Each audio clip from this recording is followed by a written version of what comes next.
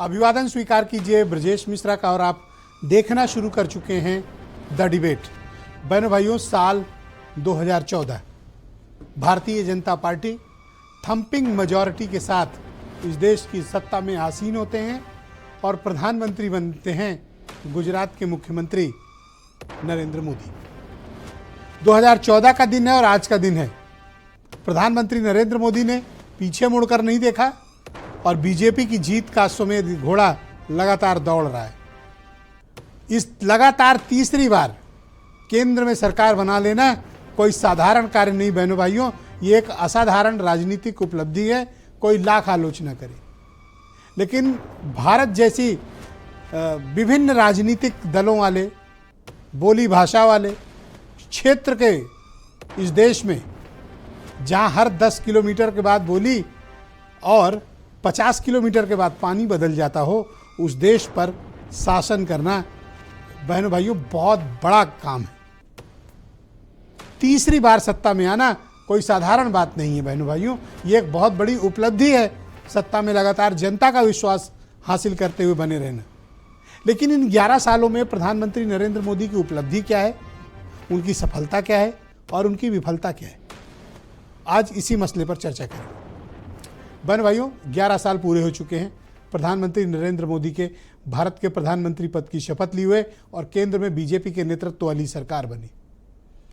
तीसरा कार्यकाल चल रहा है, कार्यकाल पूरा होता है 15 साल होंगे। बहन भाइयों, भारत जैसे मुल्क पर 15 साल तक लगातार प्रधानमंत्री बने रहना, 11 साल तक की सरकार पूरी कर लेना, वो भी मेजॉरिटी के साथ, ये अपने आप में एक बहुत बड़ी उपलब्धि है। यह मैं राजनीतिक उपलब्धि मानता हूं।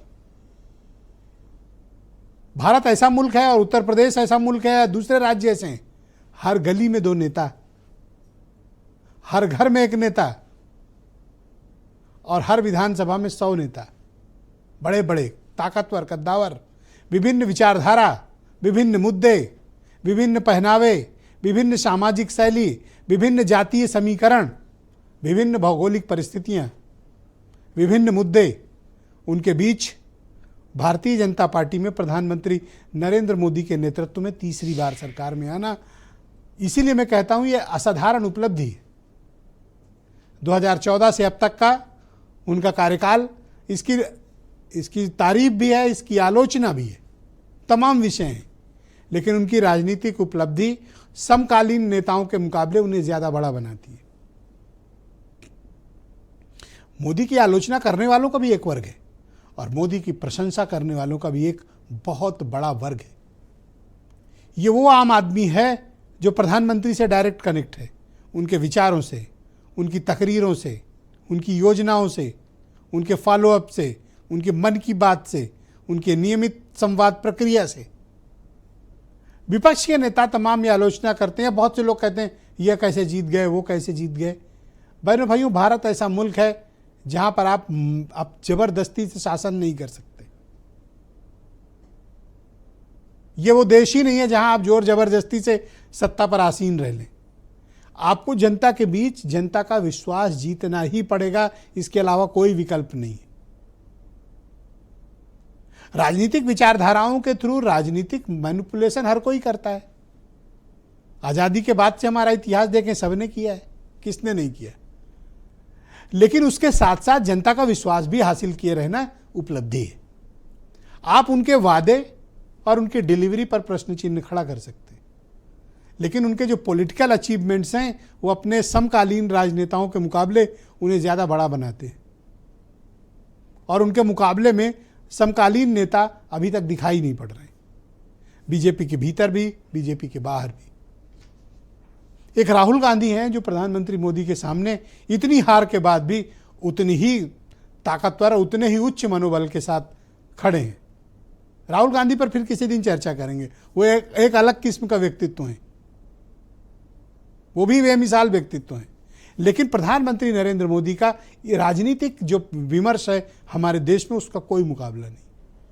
इस बात को कोई माने या ना माने, आलोचना करने वालों को लगता है अरे तारीफ क्यों हो रही है, लेकिन आप ये भी तो देखिए कि एक व्यक्ति अपनी पार्टी में जनता से लगातार सपोर्ट हासिल हो रहा है, मैंडेट हासिल हो रहा है, राज्य दर राज्य चुनाव भी जीत रहे हैं। जब लोग ये मान रहे थे कि 2024 के चुनाव में मैंडेट नहीं आया, 240 सीट पर बीजेपी रुक गई, हरियाणा जीत लिया, राजस्थान जीत लिया, मध्य प्रदेश जीत लिया, छत्तीसगढ़ जीत लिया, महाराष्ट्र जीत लिया। What next?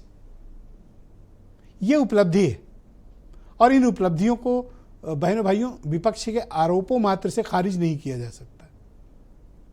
इन उपलब्धियों का शोध का विषय होना चाहिए कि क्या कारण है कि प्रधानमंत्री नरेंद्र मोदी के प्रति जनता में विश्वास की भावना है। एक मेजॉरिटी है जो उन पर फेथ करती है, कुछ ब्लाइंड फेथ भी करते हैं, उनकी स्कीम्स के कारण, उनकी विचारधारा के कारण, उनको हिंदुत्व के एजेंडे के कारण, उनके बैकग्राउंड के कारण, उनके काम करने की शैली के कारण। लेकिन आप उनको राजनीति से यह नहीं कह सकते कि ये कोई जोर जबरदस्ती से जीत रहा है। ये एक शोध का विषय है और हमेशा ये देखना चाहिए कि सामने वाला जीत क्यों रहा है। बहनों भाइयों, नैतिक अनैतिकता की बात बाद में होगी। जब युद्ध और चुनाव होते हैं तो पहले उसे जीतना होता है। जब आप जीत के आते हैं बाकी बातें बाद में होती हैं। आप नैतिकता का नियम हर जगह लागू नहीं कर सकते। युद्ध के मैदान में बहुत चीजें होती हैं, वैसे ही चुनाव का मैदान है। तो अब इस पर प्रश्न चिन्ह आप खड़े कर सकता है विपक्ष या आलोचक। What he promised, what he delivered. उन्होंने वायदे क्या किए, वायदे पूरे क्या किए, इस पर डिबेट हो सकती है। लेकिन इन 11 सालों में उनकी सफलता और विफलता, आज दोनों पर हम चर्चा करेंगे। आप कुछ स्टेटमेंट सुनिए। आरक्षण की सुरक्षा, सामाजिक दृष्टि से जो भी पिछड़े हैं, दलित हैं, वंचित हैं, हर हाल में ये अधिकार उनको मिले, इसके लिए उनकी सुरक्षा, सामाजिक न्याय को सुनिश्चित करना, एक भारत श्रेष्ठ भारत के निर्माण के लिए किए गए प्रयास, ये संकल्प है जिसे ध्यान में रख करके पिछले 11 वर्ष के अंदर प्रधानमंत्री मोदी जी के नेतृत्व में हम सब ने एक नए भारत का दर्शन किया है। एक हिंदी में कहावत है, 1 पे 1 11, और दूसरी कहावत है 9 2 11, कि हम शिक्षा के क्षेत्र में कितना आगे बढ़े हैं, हम बेरोजगारी में कितना पिछड़ गए हैं, हम रोजगार देने में कितना कामयाब हुए हैं, हम जो इन्वेस्टमेंट लाना चाहते थे हम इन्वेस्टमेंट कितना लाए हैं, भारत सरकार और उत्तर प्रदेश सरकार ने मिलकर के। और उत्तर प्रदेश के लोग तो ज्यादा आकलन इसलिए करेंगे क्योंकि देश के प्रधानमंत्री यहां से हैं और जो योजनाएं चल रही हैं उससे नहीं लगता है कि दिल्ली और लखनऊ में कोई तालमेल है। तो बहन भाइयों, आज की इस परिचर्चा को आगे बढ़ाएंगे। राजेश चौधरी उत्तर प्रदेश में भारतीय जनता पार्टी के प्रवक्ता हैं, आईपी सिंह समाजवादी पार्टी से हैं, मनीष सिंधवी कांग्रेस कमेटी के प्रवक्ता हैं, रोहित अग्रवाल राष्ट्रीय लोकदल के प्रवक्ता हैं, आसिम वकार राष्ट्रीय प्रवक्ता हैं एमआईएम के, और वीरेंद्र सिंह जी हमारे स्टेट हेड। स्वागत और धन्यवाद आप सभी का। राजेश चौधरी जी, कार्यक्रम की शुरुआत आपसे। 11 सालों की उपलब्धि बताइए सर। देखिए, 11 साल से पूर्व की बात करें तो बड़ा बुरा हाल था देश का। निराशा में एक देश डूबा हुआ था। प्रधानमंत्री कोई और था, शासन व्यवस्था किसी और के हाथ में थी, रिमोट कोई और लेके चलता था। उन विषयों पे मैं नहीं जाऊंगा। पर 2014 में जैसे ही नरेंद्र मोदी जी ने सरकार संभाली, उसके बाद लगातार देख रहा देश तेजी के साथ आगे दौड़ रहा है। देश की अर्थव्यवस्था आगे जा रही है। देश आज दुनिया की तीसरी आर्थिक शक्ति बनने की ओर एकदम किनारे पर खड़ा हुआ है। गरीबों के लिए जो योजनाएं हुई हैं, चाहे जनधन योजना होगी, उज्ज्वला योजना होगी, आयुष्मान योजना होगी, हर घर जल योजना होगी, हर गांव में बिजली पहुंचाने का काम होगा, ऐसे ऐतिहासिक काम इस सरकार ने किए हैं। तो गरीब को लगता है कि मेरे लिए तो ठीक सरकार यही बनी। उससे पहले तो मेरे साथ छलावा हो रहा था। उसी का परिणाम है कि लगातार तीसरी बार सरकार बनाना कोई आसान काम नहीं। आप अपने विश्लेषण में कह रहे थे, एक कार्यकाल में प्रधान से उब जाते हैं लोग। ये तो देश के प्रधानमंत्री हैं, पूरे देश को साथ लेके चलना है, पूरे देश की भावनाओं पर खरा उतरना है। तो आज जिस तरह से देश आगे बढ़ रहा है, आर्थिक स्थिति मजबूत हो रही है, सेना के रूप में देखेंगे तो आज पाकिस्तान के अंदर क्या हालत देश हमारा वहां घुस करके कर रहा है, आतंकवाद पर कंट्रोल हुआ है, धारा 370 हटी है, 35A हटी है, देश में राम मंदिर का निर्माण हुआ है। ऐसे बहुत सारे काम हैं जो गिनाए जा सकते हैं। और वही लगातार देश को मजबूत कर रहे हैं और भारतीय जनता पार्टी को मजबूत कर रहे हैं। भारतीय जनता पार्टी के नेतृत्व नरेंद्र मोदी जी को मजबूत कर रहे हैं। आरोप लग रहा है कि अपने आलोचकों को और अपने विरोधियों को दबाने के लिए भारतीय जनता पार्टी के नेतृत्व वाली सरकार हर तरीके की जोर आजमाइश करती है। देखिए, ऐसा कौन सा शब्द नहीं है इस देश के अंदर जो प्रधानमंत्री के लिए इस्तेमाल न किया हो। नाली का कीड़ा, खून का सौदागर, मौत का सौदागर, नीच जाकर के चाय बेचे केटली लेकर के, ये सब कांग्रेसियों के शब्द होते थे एक जमाने में। और उसके बाद किसी ऐसे व्यक्ति को आपने जेल जाते हुए देखा है जो भ्रष्टाचार नहीं किया हो? और कौन ऐसी बात है जो चाहे सदन के अंदर चाहे सदन के बाहर जो प्रधानमंत्री का अपमान और देश का अपमान करने के लिए विपक्षी लोग चूक जाते हैं? कैसे आप कह सकते हैं इस बात को? कौन ऐसा है जिसको 11 साल में सजा हुई हो, कोई बड़ा टॉप लीडर जिसको करप्शन के मामले में जेल गया आदमी 2 महीने में जमानत, आपका केस ही नहीं ठहर पाया, सब जमानत पे संविधान में जो कानून में जो व्यवस्था की है वो व्यवस्था के अनुसार 2G 3G 4G जीजा जी सब बाहर, किसी पर कुछ कार्रवाई बाढ़ आ गई थी घोटालों की, तो बाढ़ आ गई थी। ऑलराइट, आई थी ना थोड़ा। आज 11 साल के अंदर किसी घोटाले का आरोप नहीं लगा कोई सरकार पर, कहीं कोई 1 रुपए का दाग नहीं लगा सकता है देश की सरकार के ऊपर। तो ये हमारी सबसे बड़ी उपलब्धि है, पारदर्शिता के साथ हम सरकार चला रहे हैं। ऑलराइट, शुक्रिया आपका, हमारे साथ बने रहिएगा। अब आपकी विफलताओं को गिनाने के लिए विपक्ष तैयार है और मैं आमंत्रित करता हूं आईपी सिंह जी को, समाजवादी पार्टी के राष्ट्रीय प्रवक्ता हैं। आईपी सिंह जी, शुक्रिया। इनकी उपलब्धियां आपको क्यों नहीं दिखती जो इनको दिख रही हैं? आप कोई अलग चश्मा लगाते हो सर? देखिए, पिछले 11 वर्षों में जो भारतीय लोकतंत्र है और हमारी लोकतंत्र, पिछले 11 वर्षों में हमारा लोकतंत्र कमजोर हुआ, हमारी अर्थव्यवस्था शिथिल पड़ गई और जो सामाजिक ताना बाना है देश का उसको गहरा आघात पहुंचाया है प्रधानमंत्री जी ने और भारतीय जनता पार्टी की केंद्र की सरकार ने। और मैं ये कुछ चीजें बताना चाहता हूं जो प्रधानमंत्री ने, आप सुनिए, सबको सुने जी।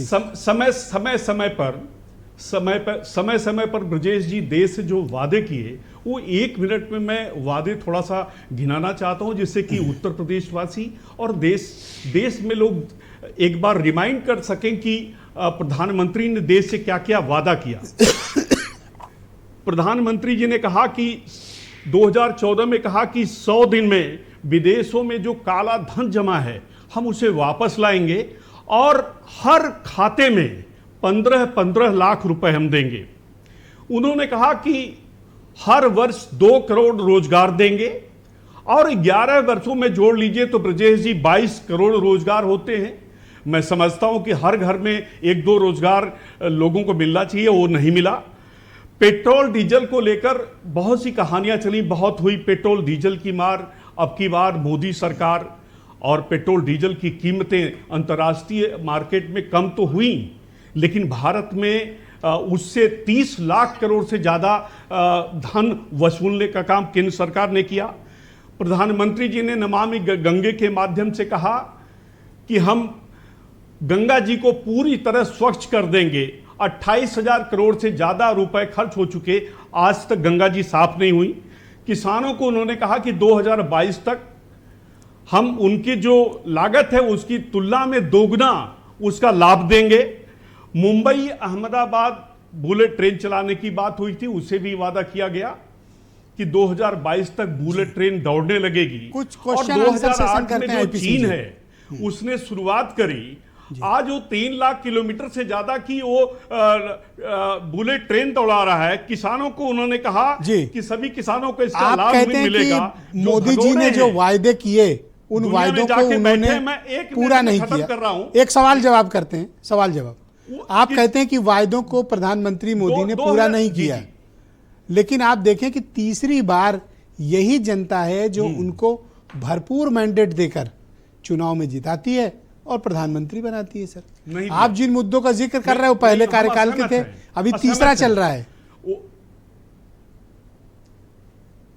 देखिए, जोड़ तोड़ कर सरकार बनाना ये अलग विषय है। बहुत से ऐसे मुद्दे हैं। 500 रुपए में उत्तर प्रदेश में गैस सिलेंडर देने का वादा हुआ था 2022 में, राजस्थान में 500 हुआ, नहीं दिया। उन्होंने कहा कि 24 घंटे पूरे देश में, मेगावाट नहीं गीगावाट में, उत्तर प्रदेश में एक यूनिट बिजली का उत्पादन उत्तर प्रदेश में नहीं होता है। एनएचआई ने उत्तर प्रदेश में कोई निर्माण नहीं किया, छोटे मोटे दिखावे के लिए। गुजरात और महाराष्ट्र में सबसे बड़े निर्माण हुए। फैक्ट्रियां उस क्या घाटों की, बनारस के जो घाट हैं वही ठीक होंगे क्या? उत्तर प्रदेश में जो गुजरात में बड़ी बड़ी दूसरे चरण में आपके बाकी विचारों को सम्मिलित करेंगे। इकाना जैसे स्टेडियम उत्तर प्रदेश में पिछले 11 वर्षों में तैयार नहीं होने शुक्रिया चाहिए। आपका सर, धन्यवाद। सवाल ये है कि आपने बहुत सारे सर, वादे धन्यवाद। किए, दूसरे आपने चरण कहा में कि बाकी सबको विचार पक्का प्रस्तुत मकान करिएगा दे सर। देंगे, सबको अच्छा शौचालय दे धन्यवाद देंगे। सर, बहुत शुक्रिया। लेकिन अभी तक आपका बहुत बहुत धन्यवाद। 1 मिनट और मैं सर, लूंगा। धन्यवाद सर, अभी समय नहीं, रुक जाएं सर, मैं दूसरे चरण में आपको समय दे दूंगा सर, कृपया सहयोग करें। 53 आतंकी हमले हुए। सर थोड़ा सहयोग कर दें, थोड़ा सहयोग कर दें, मैं दूसरे चरण में आपको फिर समय दूंगा, थोड़ा वक्त का अभाव, दूसरे चरण में आप बोल लेना। मैं रोहित अग्रवाल को आमंत्रित करता हूं, राष्ट्रीय लोकदल जो बीजेपी के गठबंधन की पार्टी है, वो उसके प्रवक्ता मौजूद हैं। रोहित जी, कैसी चल रही है 11वें साल में प्रधानमंत्री मोदी की सरकार? ब्रिजेश जी, मुझे लगता है आपके पीछे जो बैनर लगा हुआ है, आपने खुद ही बताया है कि कैसी चल रही है सरकार, क्योंकि उद्योगों में भी वृद्धि हो रही है, रोडों के इंफ्रास्ट्रक्चर में भी वृद्धि हो रही है, पुल के इंफ्रास्ट्रक्चर में भी वृद्धि हो रही है, किसान की भी वृद्धि हो रही है। नहीं, मैं तो आपके बैनर पे पढ़ रहा हूँ खाली। मेट्रो के नेटवर्क में भी वृद्धि हो रही है, धार्मिक व्यवस्थाओं में भी वृद्धि हो रही है, तो हर जगह वृद्धि ही वृद्धि हो रही है। तो अब स्थिति हमारी लोग नहीं, स्थिति बिल्कुल साफ है कि जब हर जगह वृद्धि ही वृद्धि हो रही है तो इसका मतलब अच्छा चल रहा है। दूसरी चीज, अभी सपा के प्रवक्ता 2014 के वादे याद दिला रहे थे। 2019 में जनता को नहीं बताए थे क्या इन्होंने वादे? हम तो इनके साथ थे, तब क्या कर रहे थे ये? और 2024 में क्या कर रहे थे? 2014 के वादे यहां पे आप 2025 में बता रहे हो, तो जनता ने तो 3 बार मोहर लगा दी भैया। और खाली केंद्र में नहीं लगाई, उत्तर प्रदेश में दूसरी बार लगा दी, मध्य प्रदेश में 5वीं बार लगा दी, उत्तराखंड में चौथी 5वीं बार लगा दी, इधर आप बिहार चले जाइए, वहां चौथी 5वीं बार एनडीए की सरकार बनी हुई है। तो स्थितियां साफ है विजय जी। जनता चीख चीख के बता रही है विकास हो रहा है कि नहीं हो रहा है, हमें डेटा देने की जरूरत नहीं है।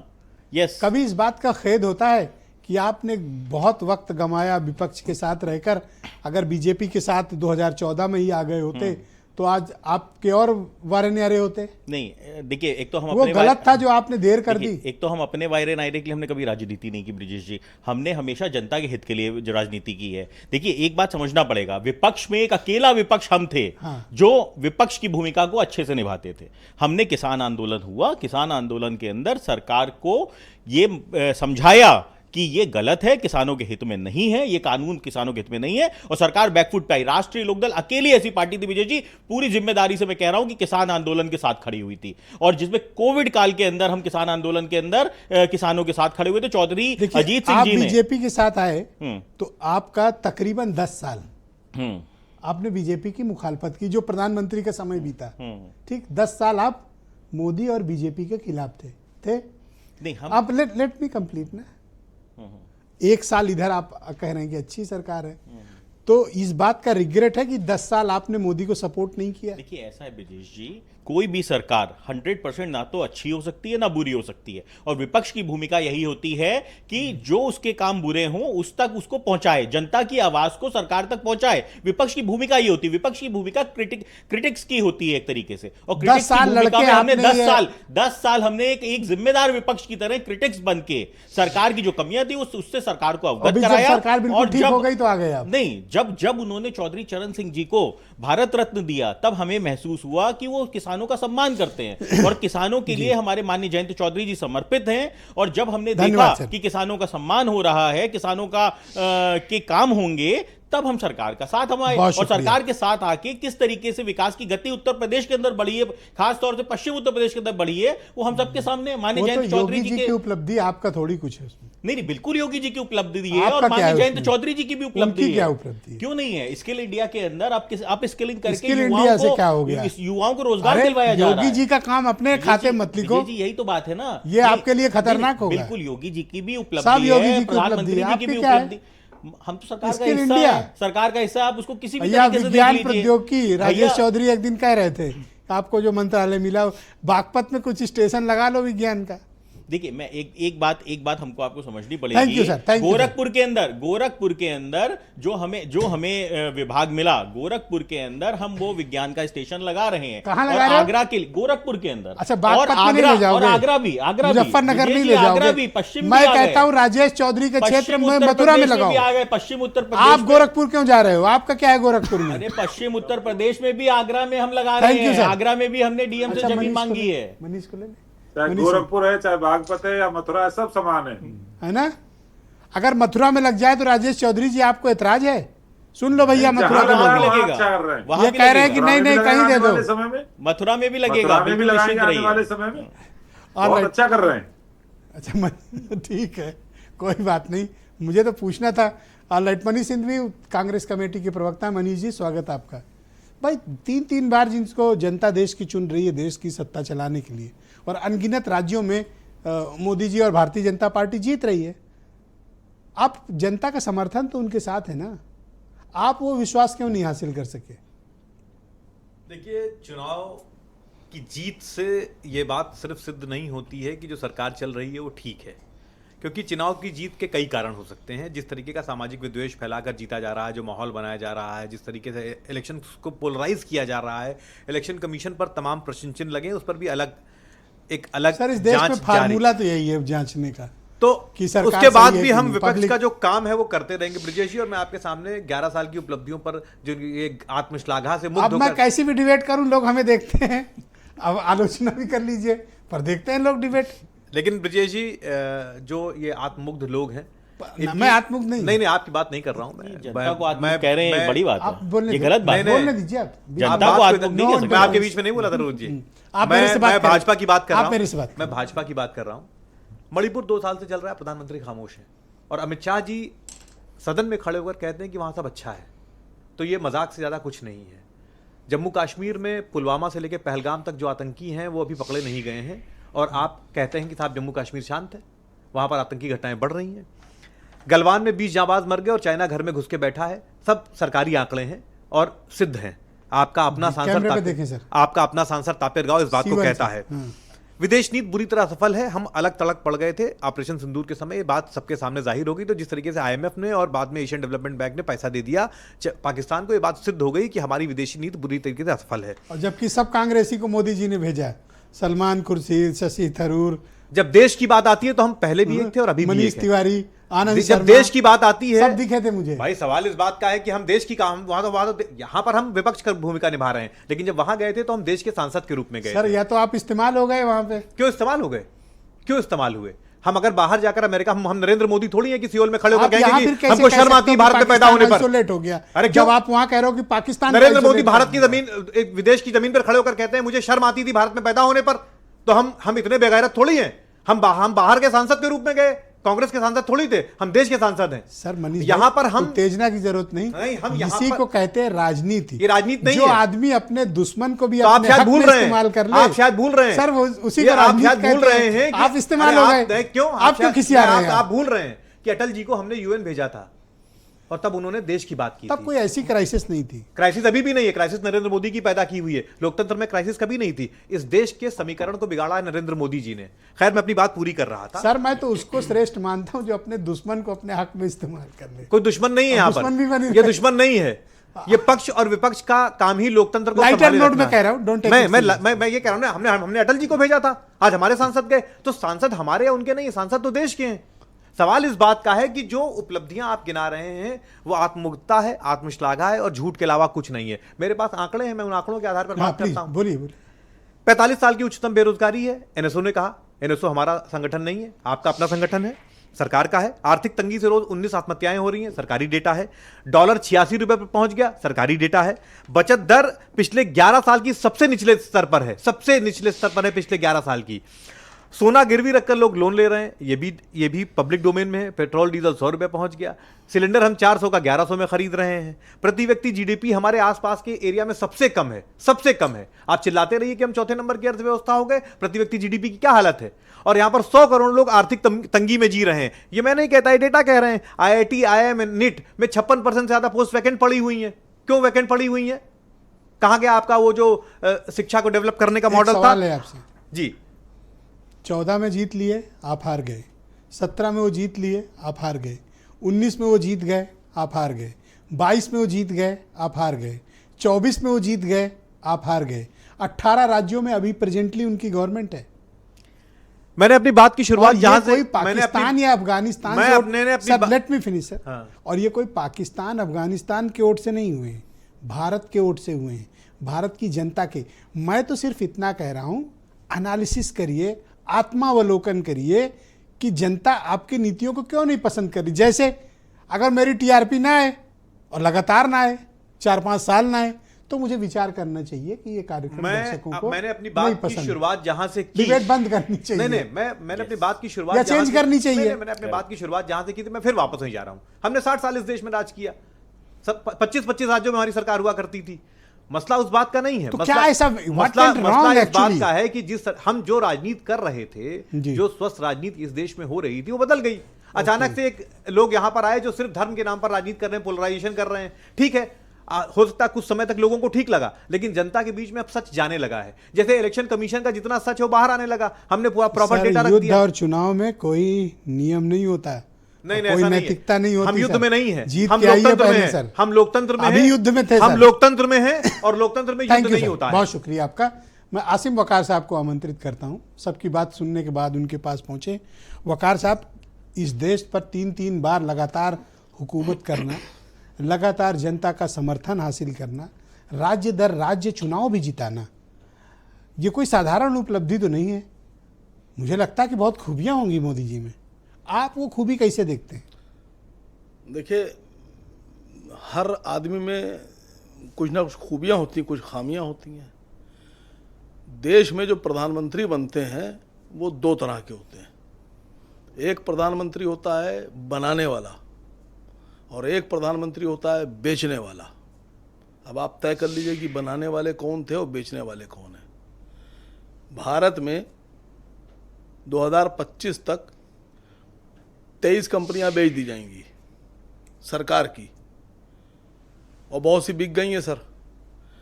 अब ये 23 कंपनियां किसी ने तो बनाई होंगी प्रधानमंत्री ने, और देश में सबसे ज़्यादा राज किया कांग्रेस ने, तो सीधी सी बात है बनाई भी उन्हीं ने होंगी। और मसला ये है कि जो बेच रहे हैं इन्हीं ने बनाई नहीं। खूबी नंबर 1 11 साल की। सर खूबी नंबर 2, आप अपने उत्तर प्रदेश में अभी आप देख रहे हैं पिछले कई महीनों से स्ट्राइक हो रही है बिजली विभाग की। वो बिजली विभाग की स्ट्राइक इसलिए नहीं हो रही कि उनको तनख्वाह नहीं मिल रही है या वो बड़े परेशान हैं, तो इसलिए स्ट्राइक कर रहे हैं कि बिजली विभाग भी बेचा जा रहा है सर अडानी जी को। खूबी नंबर 2 सर, रुपया गिरता है तो इज्जत गिरती है, और रुपया बढ़ता है तो इज्जत बढ़ती है। सर जिस वक्त ये बयान दिया गया था उस वक्त डॉलर जो था वो 52 रुपए में था सर, तो ऊपर की इज्जत गिर गई थी, पैंट बची थी सर। अब 85 रुपए 65 पैसे में है। अब देश खुद फैसला कर ले कि इज्जत कहाँ बची जाकर। खूबी है सर ये। जब ये सरकार जाएगी सर तो उसके बाद में बहुत सी जांचें होंगी, तो देखिए घोटाले कौन कौन से खुलेंगे। शौचालय घोटाला, पानी की टंकी घोटाला, ये सर गिरेंगे सर, ये सब आएंगे सर। ये खूबियां सर गिना रहा हूं मैं आपको। ये बैठे में हमारे सहयोगी बीजेपी के, और ये हमारे बीजेपी के प्रवक्ता जी बैठे हैं। आपको पता है जब ये लोग घूमने जाते हैं तो ये बुलेट ट्रेन से जाते हैं। बुलेट ट्रेन से नहीं, अभी शुरू होनी है अभी। नहीं हो गई सर, चल रही हैं। कहाँ? और मैं तो अभी टेस्ट नहीं शुरू। मैं तो रिक्वेस्ट कर रहा हूं कि हम लोग को एक बार इनवाइट कीजिए कि वो जो 15-20 स्मार्ट सिटी बनाए हैं उसमें घुमाने ले चलिए। पता नहीं कब लेके जाएंगे सर, पैसे हम दे देंगे सर, किराया भी हम दे देंगे सर, है ना। तो हमको स्मार्ट सिटी घुमाने ले जाइए, ये भी उपलब्धि है मोदी जी की। पर बुलेट ट्रेन शुरू होगी तब ले जाएंगे ना। देश में हम लोगों ने आज तक सिर्फ एक पुरुष सुना था, वो था लौह पुरुष सरदार वल्लभ भाई पटेल। मानिए 2 लौह पुरुष, मतलब 2 पुरुष हो गए। अब एक सिंदूर पुरुष, एक लौह पुरुष। सिंदूर पुरुष बनना आसान नहीं होता है सर। पूरा जिस्म से खून निकाल के फेंकना होता है, और फिर उसके अंदर गरम सिंदूर भरना पड़ता है सर, तब सिंदूर पुरुष बनता है सर। आसान आप काम नहीं है। तंजिया आप लहजे नहीं, में। नहीं आप नहीं बन सकते, हम नहीं बन सकते सर, ये भी खूबी है सर। अभी हमारे भाई ने बोला, आरएलडी वालों ने, कि जब समाज की बात आती है, किसान आंदोलन हुआ तो इन्हीं ने बढ़ चढ़ कर हिस्सा लिया और मोदी जी को बताया कि आप गलत हैं, और मोदी जी ने दरोगा जी को भेज दिया डंडा लेकर, और दरोगा जी ने बताया आप गलत हैं। नहीं, तो लेकिन फौरन मान गए ये। तब वो नहीं था, तब नहीं था, नहीं से मान गए सर, फौरन मान गए। वो दूसरा मसला था वो। हाँ ये मान गए सर, मान गए फौरन कि हाँ सर हम ही गलत थे, और चलिए ठीक है, वो कोई कहीं भी रहे। अब मसला सर ये हो रहा है कि हम आपसे खाली इतना पूछना चाह रहे हैं कि उपलब्धि, जो उपलब्धि मोदी जी की है, जी, नौकरियों की उपलब्धियां, आपको पता है जो कंपनियां बेची गई उसमें कितने लोग नौकरियों से बाहर हो जाएंगे। ये जो बिजली विभाग वाले लड़ रहे हैं, ये जो आंदोलन कर रहे हैं, स्ट्राइक कर रहे हैं, ये इसलिए नहीं कर रहे हैं कि बेची जाए, ये विभाग बेचा वैश्विक जा रहा है। धरातल पर भारत की बढ़ती हुई ताकत आपको नहीं दिखती? देश दुनिया की चौथी बड़ी अर्थव्यवस्था भारत बन अरे गया, सर, बता तो रहा आपको हूं। नहीं दिखता? अरे सर, पाकिस्तान को मुंहतोड़ जवाब अरे दिया, सर, आपको नहीं दिखता? अरे सर जवाब क्यों दे रहा नहीं हूं। दिखता अरे सर आपको? आपने एक फोटो कम लगाया है इस पर, आप आदमी ठीक नहीं है सर। नहीं आप आदमी क्या करते इसमें हैं साहब? सबसे पहले मोदी जी के बराबर में लगना चाहिए था बड़ा वाला शेयर मेक इन इंडिया का, और बाद में मुझे किसी ने बताया कि वो मर गया कम वक्त, वो मेक इन इंडिया का शेयर जो है वो मर चुका है। हाँ उसको लू लग गई थी सर। अब आप हंस रहे हैं सर, आपने यहाँ क्यों नहीं लगाया मेड इन इंडिया का शेयर? नहीं, आगे से बनवाएंगे उपलब्धि पोस्टर, सर। तो आप लोग से पहले पूछ लें क्या लगाना है क्या नहीं सर लगाना है। उपलब्धि बता रहा हूँ आज सब पोस्टर पे ही फिदा हो। सर, उपलब्धि बता रहा हूँ। उपलब्धि ये है कि आज पूरे विश्व में हमारे देश को सफाई देना पड़ रही है कि सीज फायर हमने किया, ट्रम्प जी कह रहे हैं नहीं हमने कराया। पर हमारे ओवैसी साहब तो अभी बहरीन में कुछ और कह रहे थे। तो और क्या करते, देश की इज्जत, सर ये टांग खोलिए तो अपनी बेइज्जती, ये खोलिए तो अपनी बेइज्जती। सर इसीलिए कहते हैं ना, इस्तेमाल हो गए और क्या नहीं, हुआ? इस्तेमाल नहीं हुए सर, आप समझ नहीं रहे हैं, आप नहीं समझ रहे हैं सर, इस्तेमाल नहीं हुए हैं। मसला ये है कि जब देश की बात करना होगी तो कौन करेगा? अब क्या वो गिरिराज सिंह जी करेंगे, या वो नंदकिशोर गुर्जर जी करेंगे, या वो राजा सिंह जी करेंगे, या वो छोटा नेता नीतीश राणे करेगा? कौन करेगा? देश की बात कौन करेगा? या ओम प्रकाश राजभर को भेजा जाएगा? बताइए मुझे। क्यों, ये सब भी काबिल लोग नहीं, हैं, जा ओम प्रकाश सकते हैं। राजभर जी जाने काबिल है अमेरिका? क्यों नहीं है? जब भेज के दिखाइए अच्छा, वो उनको। राजभर है इसलिए आपको बर्दाश्त नहीं हो रहे हैं? नहीं ओम प्रकाश जी चलिए, राजभर हटा दीजिए, खाली ओम प्रकाश, माननीय ओम प्रकाश जी ये जाएंगे सर? हाँ, जा सकते हैं। अरे क्या बात कर रहे क्या, हैं सर? क्यों नहीं जा अरे सकते क्या बात अमेरिका कर रहे हैं? सर? तो क्यों नहीं भेजा इन लोगों को सबको? ये तो अब सरकार तय करे क्यों नहीं भेजा। हाँ सर, नहीं ये अब ऐसा उपलब्धि कौन से आपसे देखिए, मोहब्बत है, इतनी मुझे नहीं उपलब्धियां पता। मैंने बता दी हैं। Thank you sir. मैंने कहा 23 कंपनी बेच रहे हैं। अब इनसे खाली ये पूछ लिए बीजेपी वालों से कि 23 की आधी हुई 11.5, 12.5, ये 11.5 बनाई नहीं कितनी, Alright, 11.5 वीरेन जी भी आ एक गए। कंपनी का नाम बताएं जो बड़ी कंपनी ने बनाई। दूसरे चरण में वो अपना आपके पक्ष रखेंगे। वीरेन जी भी आ गए डिबेट में। वीरेन जी, क्या उपलब्धियां मानते हैं आप, और जनता का जिस तरह से सपोर्ट है, उस सपोर्ट की बुनियाद पर अपोजिशन जिस तरह से रिजेक्ट करता है बीजेपी को, आप ग्राउंड पर क्या देखते हैं कि मोदी के सपोर्ट और विरोध में क्या दिखता है आपको? ब्रजेश जी, जब 2014 में मोदी प्रधानमंत्री पद के उम्मीदवार बने तो उस समय देश में एक बहुत बड़ा उफान था और बहुत उम्मीदें थी कि एक मजबूत प्रधानमंत्री के तौर पर मोदी को आना चाहिए, क्योंकि कांग्रेस 10 साल से सरकार में थी और प्रधानमंत्री को लोग मौनी बाबा कहने लगे थे। मौन मोहन उनका नाम रख दिया गया था, और मोदी उस जादुई करिश्मे की तरह भारत में सत्ता में आए जो सारे रिकॉर्ड को तोड़कर 2/3 बहुमत के साथ वो वहाँ पर विराजमान हुए। उसके बाद पुलवामा की एक घटना हुई 2019 के पहले, और पूरे राष्ट्र ने मोदी का साथ दिया और फिर दोबारा वो सत्ता में आए। कोरोना जैसी महामारी इस देश में आई और उसका डटकर मुकाबला किया। प्रधानमंत्री ने जब आह्वान किया तब लोगों ने ताली थाली भी बजाई, मोमबत्ती भी जलाई और जगह जगह कैंप लगाकर लोगों की मदद की। एक बहुत बड़ी आपदा से, वैश्विक आपदा से भारत बहुत मजबूती से लड़ा। हमने टीका भी विकास किया। मोदी की सरकार भ्रष्टाचार, आतंकवाद, विकास और विदेशों के मामले में भारत की छाप छोड़ने के लिए जानी जाएगी। पिछले 10-11 सालों में उन्होंने इस बारे में लगातार संकल्प किया और दोहराया इस बात को, और इसका जमकर प्रचार भी किया। ऐसा नहीं है कि प्रचार न हुआ हो। जहाँ तक बात है 11 साल में अर्थव्यवस्था की, तो आज मुख्यमंत्री योगी आदित्यनाथ ने प्रेस कॉन्फ्रेंस में बात कही कि हम चौथी अर्थव्यवस्था बन गए हैं, ब्रिटेन को पछाड़कर, जापान को पिछाड़कर। जिस ब्रिटेन ने हम पर 200 साल राज किया, उसको हमने बहुत पहले पछाड़ दिया था। अब हमने जापान को पीछे कर दिया है। भारत एक आर्थिक महाशक्ति बने, ये हम सबकी तमन्ना है, कोशिश है, सपना है। और उसका जो आर्थिक महाशक्ति का स्वरूप है, लोगों के जेब में पैसा आए, इसको महसूस भी हो, तो इसका आनंद और दुगना हो जाता है। 2027 में ये कहा गया कि 2027 में हम तीसरी बड़ी अर्थव्यवस्था दुनिया में बन जाएंगे। अब 2 साल और है। 33 किलोमीटर सड़क हर दिन बनाने का दावा किया गया है कि भारत सरकार हाईवे बना रही है।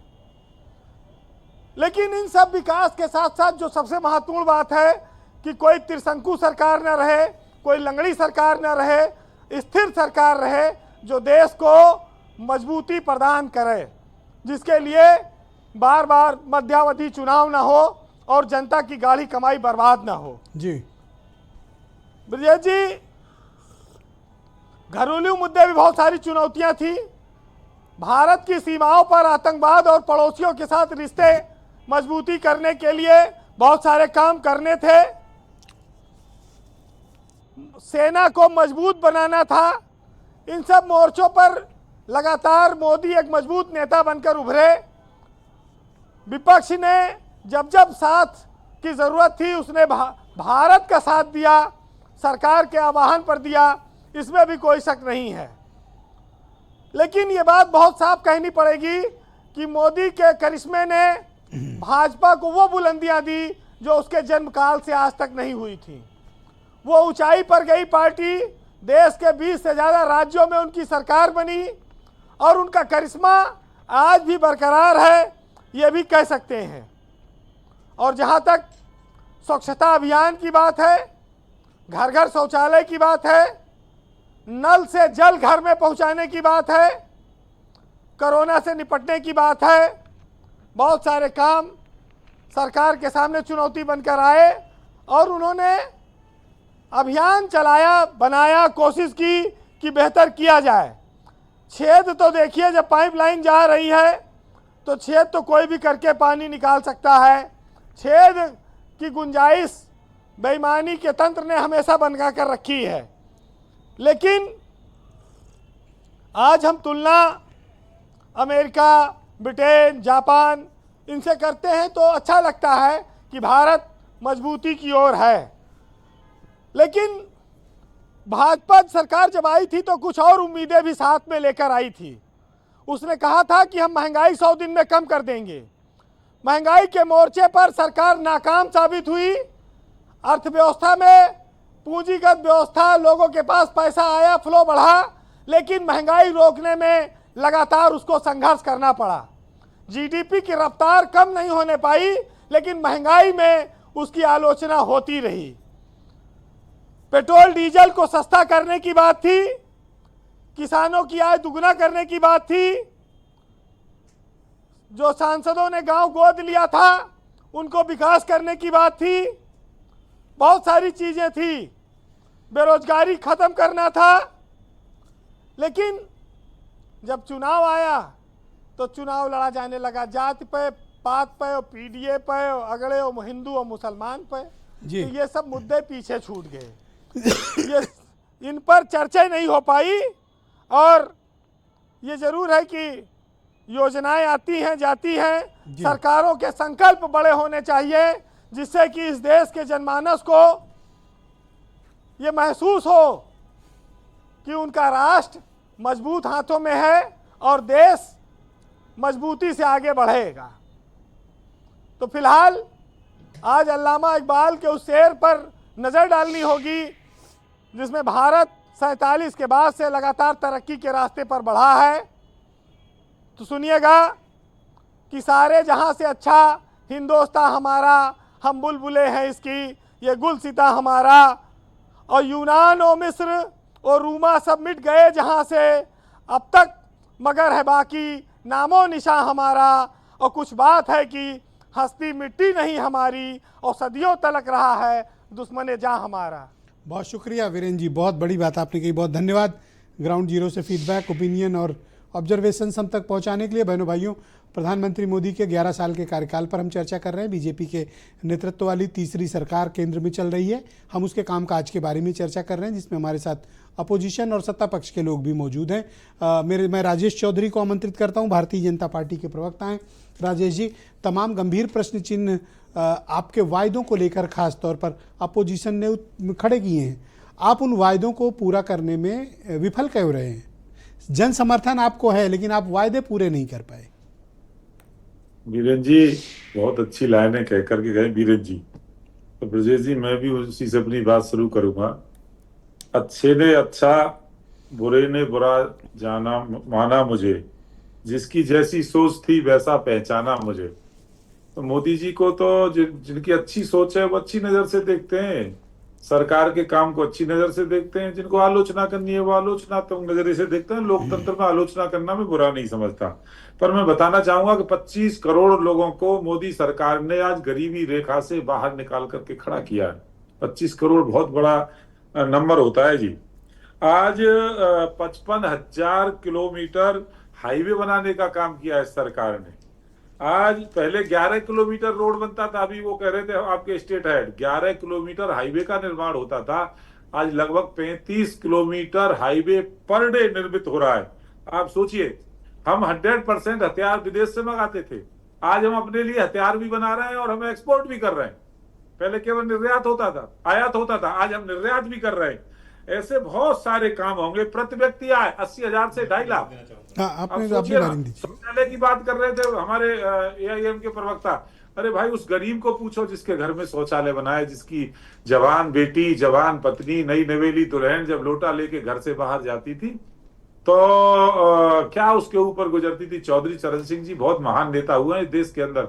उनसे एक बार पत्रकार ने पूछा कि आपको एक ऐसी एक कारण बताएंगे कि देश विकसित होने की दिशा में आगे बढ़ रहा है। तो उन्होंने कहा, जब मेरी गांव में रहने वाली माँ बेटियां घर से बाहर लोटा लेके जाना बंद कर देंगी तो समझूंगा कि हम सही दिशा में जाना प्रारंभ हो गए। पर आसिम वकार को आप बुलेट ट्रेन क्यों नहीं चढ़ा रहे हैं?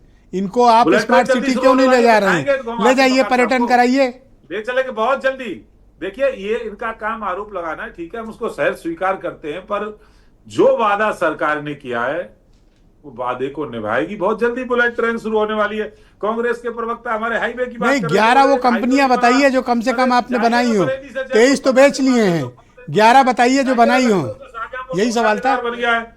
ऐसे में अनेक, देखिए, सरकार को सही काम करने के लिए आवश्यक है सही दिशा, स्पष्ट नीति और कुशल नेतृत्व, ईमानदार सोच। इन सब चारों मुद्दों को लेकर के सरकार चल रही है एकदम। पर आसिम वकार की इस बात का आपको जवाब देना चाहिए कि 23 बेची, बनाई कितनी? यही सवाल था। घाटे में जो चीजें चल रही हैं तो देश हित में काम, देश हित में जो है अच्छे निर्णय कड़वे भी लेने पड़ते हैं कई बार। Right sir, thank you sir. Asim Waqar साहब, कड़वे निर्णय उन्होंने आउट ऑफ टर्न आपको देने, कड़वे निर्णय लेने पड़े, क्या करें, घाटे में था। आप बताइए। मसला ये है, मैंने तो सीधा सीधा सवाल पूछा सर। अब इनको तो चाहिए था फर्राटेदार बोलना चाहिए था, पूरा पावर क्या होंगे, पूरा क्लास दिया गया होगा बीजेपी। माइक ऑन करें सर। नहीं, इनको तो बोलना चाहिए था।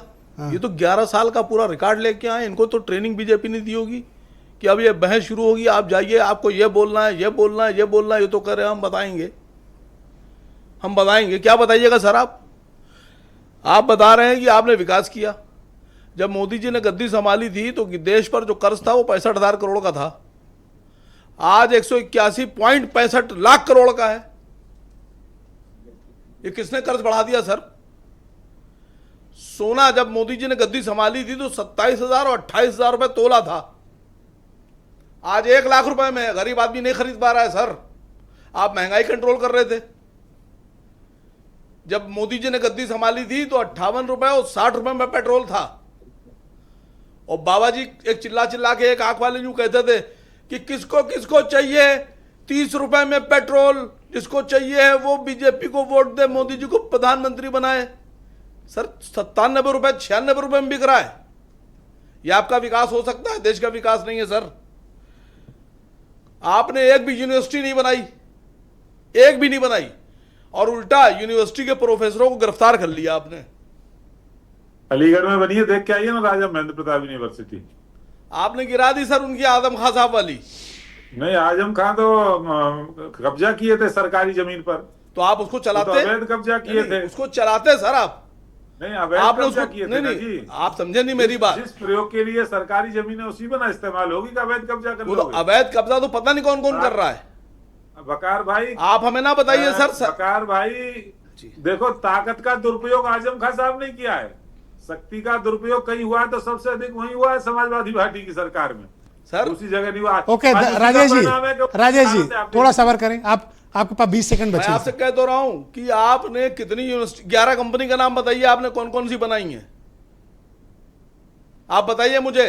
आप बिजली विभाग सुनिए सर, अरे बताइए राजेश भाई सुन तो लीजिए। किलोमीटर हाईवे बनना है कि नहीं बना है बताइए। राजेश भाई बात तो 10 सुन करोड़ लीजिए। से अधिक टॉयलेट बने हैं कि नहीं बना बताइए। अरे बात तो सुन लीजिए हर सर। घर में उज्ज्वला योजना का सिलेंडर गया है कि नहीं गया? अरे मेरी बात तो सुन लीजिए सर पूरी। राजेश जी 1 सेकंड रुक जाओ, सुन लो इनकी बात। सर आप 20 सेकंड बचे आपके पास, आप कंप्लीट करो। Thank you Rajesh ji. राजेश जी धन्यवाद, धन्यवाद। Thank you sir, thank you. All right, आपके सर पास 20 आपने फ्री सेकंड। सिलेंडर दिया, कोई कमाल नहीं किया। आपने 350 रुपए का जो कांग्रेस सिलेंडर दिया करती थी वो आपने 1000 रुपए कर दिया। किसने रोका था? 1000 रुपए कर दिया आपने सर। बना देते। बहुत शुक्रिया सर। आईपी सिंह मेरे साथ मौजूद हैं, समाजवादी पार्टी के प्रवक्ता हैं। बताइए भाई, ये तो कह रहे हैं कि हमने तो पूरा माहौल ही देश का बदल दिया, आप लोग उस माहौल को क्यों महसूस नहीं कर पा रहे हैं? और दूसरा, 17 में आप हार गए, इनके सामने 22 में भी हार गए।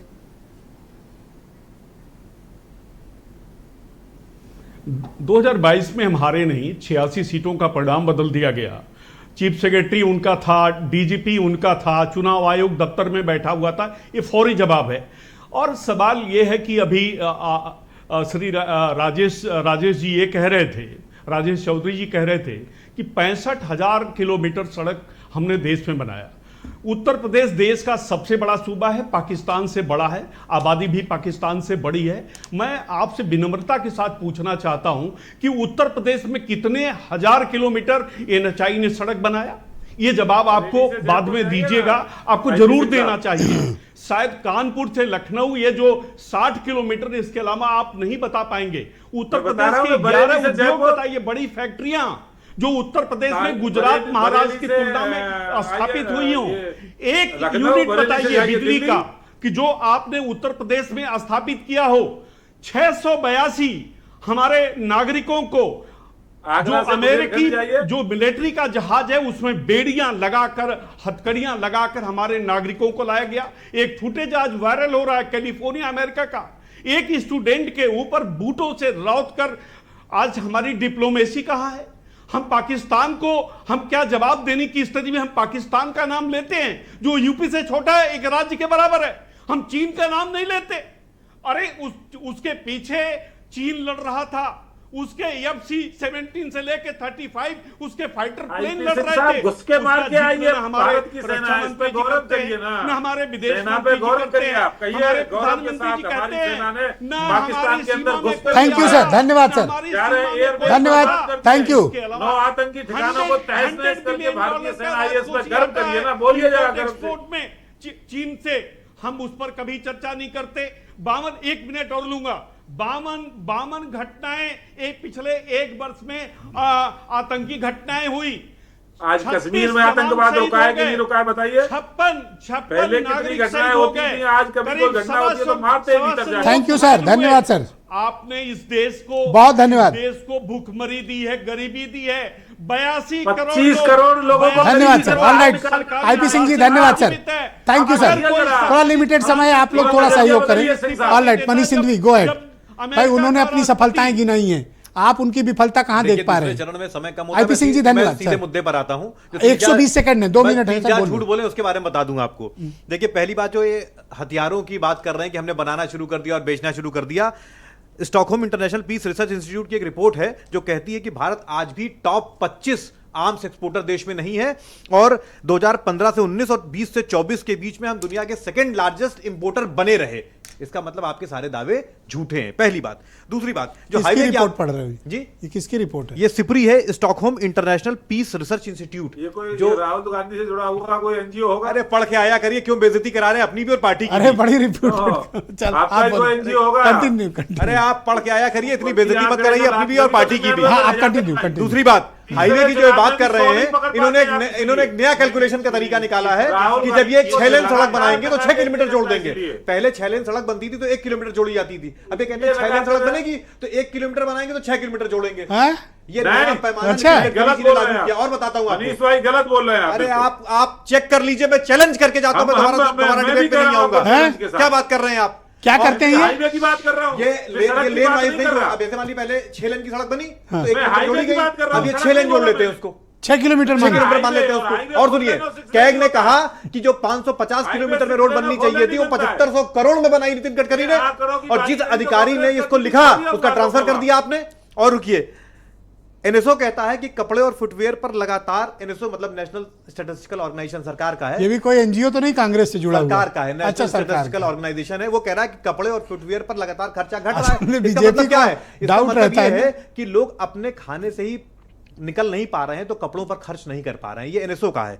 एनएचआरसी यानी नेशनल ह्यूमन राइट ऑर्गेनाइजेशन कह रहा है कि कुपोषण एससी और ओबीसी में लगातार उनके बच्चों में बढ़ रहा है। ये एनएचआरसी कह रहा है कपड़ा ले लो काफी दिन चलता है।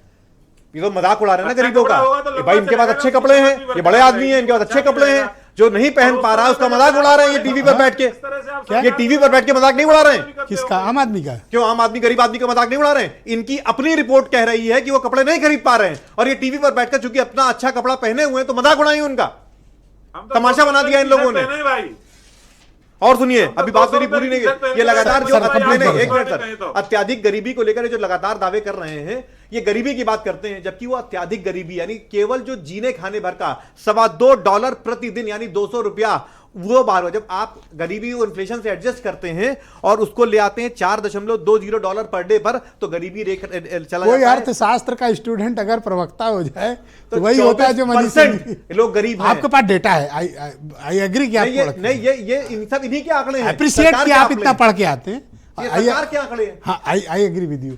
ओके रोहित, ये लोग को तो विपक्ष इस तरह की तस्वीर प्रस्तुत कर रहा है कि वो देख के लोगों को डर लग जाए, बहुत ज्यादा। और आप खुद डिप्रेशन में चले गए। मैं तो आपका चेहरा देख रहा हूँ। मैं तो यही सोच रहा था कि समाजवादी पार्टी नहीं समाजवादी पार्टी और कांग्रेस के कार्यालय में कितनी भुखमरी फैल गई है जो इतना इनको दुख और दर्द दिखाई पड़ रहा है। अरे एक बार उस दलित के घर में जाके देखो जिसके घर में अब शौचालय है, जिसके घर में अब बम्बा लगा है, आज 75 साल बाद कम से कम उसके घर तक रोड पहुंची है। अरे चुप रहो आईपी सिंह साहब, मतलब मुझे भी बोलना पड़ेगा फिर, मतलब महीने 2 महीने मतलब मुझे भी बैन हो जाऊंगा, फायदा क्या? आईपी सिंह साहब वैसे एक बात बता दूं, संस्कार और सभ्यता के दायरा नहीं लागना है। संस्कार आईपी सिंह साहब आपको एक बात बता दूं, संस्कार और सभ्यता का दायरा नहीं लागना है। बड़े भाइयों मेरे संसदीय शब्दों को आईपी सिंह साहब सुन तो लीजिए, गरिमा का ध्यान रखना मेरे है। भाई कुछ अच्छा बता रहा हूं आपके लिए। भारत सरकार में 119 अरे रुक जाइए आईपी सिंह जी, यूनिकॉर्न आईपी सिंह जी रुक जाइए। ये अपने सपा के कार्यालय में जाके पूछ लीजिएगा, मैं यकीन से कह रहा हूँ आपको नहीं पता होगा यूनिकॉर्न क्या। अरे रुक जाइए आईपी सिंह जी, आईपी सिंह जी, अरे रुकिए भाई, अरे रुकिए। पलट तो चुके हो टीवी के ऊपर और कितना पलटोगे, इतना दुख दर्द और कितना पलटोगे। अरे 11 साल पहले भाजपा के साथ थे, आज भाजपा के विरोध में हो, तब कितना दुख दर्द बांटोगे यहाँ पे, अपना व्यक्तिगत दुख दर्द ही बांटते रहोगे क्या? जनता की खुशियां भी तो। अरे आईपी सिंह जी, अरे क्यों बेकाबू हो रहे हो सर? रुक जाओ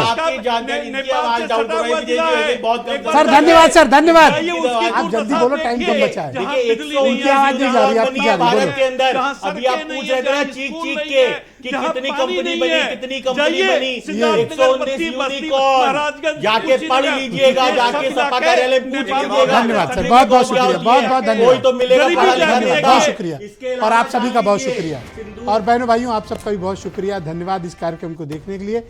ब्रेक के बाद हम दिखाएंगे कि सोनम रघुवंशी ने राजा रघुवंशी का कत्ल में कैसी खतरनाक और खूनी साजिश रची, बहुत बड़ा और पूरा खुलासा बस थोड़ी देर में।